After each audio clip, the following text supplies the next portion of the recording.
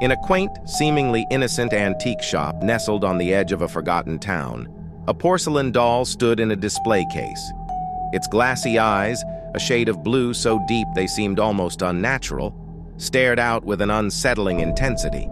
The doll's delicate features were framed by ringlets of dark hair, and its tiny hands were clasped as if in perpetual prayer.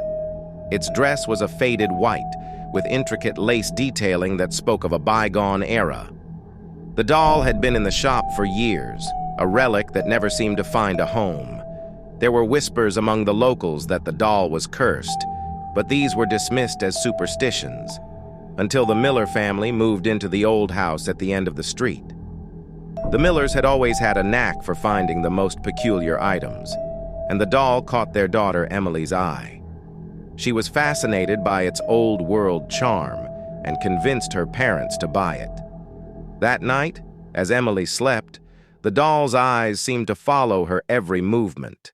Strange noises echoed through the house, soft whispers and creaks of the floorboards, though nothing seemed out of place when Emily's parents checked. Emily loved the doll, dressing it in new clothes and placing it in different corners of her room. But each morning, the doll was always found in a different spot. It seemed as if the doll had a life of its own.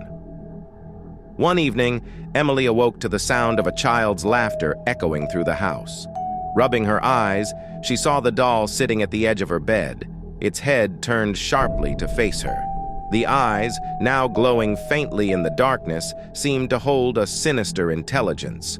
The laughter grew louder, more frantic, until it became a cacophony of children's voices. Emily, paralyzed with fear, reached for the doll to put it back in its place. As she touched it, the doll's porcelain surface felt unnervingly cold. The next morning, Emily's parents found her sitting in her room, clutching the doll tightly. The once bright and lively child now had a vacant look in her eyes. When asked what happened, Emily could only whisper, "The doll, it talks to me." They dismissed it as a child's imagination until the family began to experience terrifying phenomena. Objects would move on their own. Shadows danced in the corners of their vision, and whispers filled the air. Every time they looked at the doll, it seemed to have a new, malevolent expression. Desperate, they sought the help of a local historian who revealed the doll's dark past. It had once belonged to a wealthy family whose daughter had disappeared mysteriously.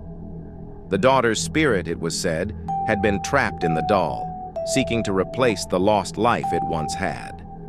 As the Millers learned more, they realized that the doll was not just a toy, but a vessel of something far more sinister. In a final desperate attempt to rid their home of the curse, they returned the doll to the antique shop, hoping to rid themselves of the terror. The doll remains in that old shop, waiting for its next victim. And though the shopkeeper never acknowledges its presence, some say that if you look closely enough, you might see the doll's eyes follow you, silently pleading to be taken home once again.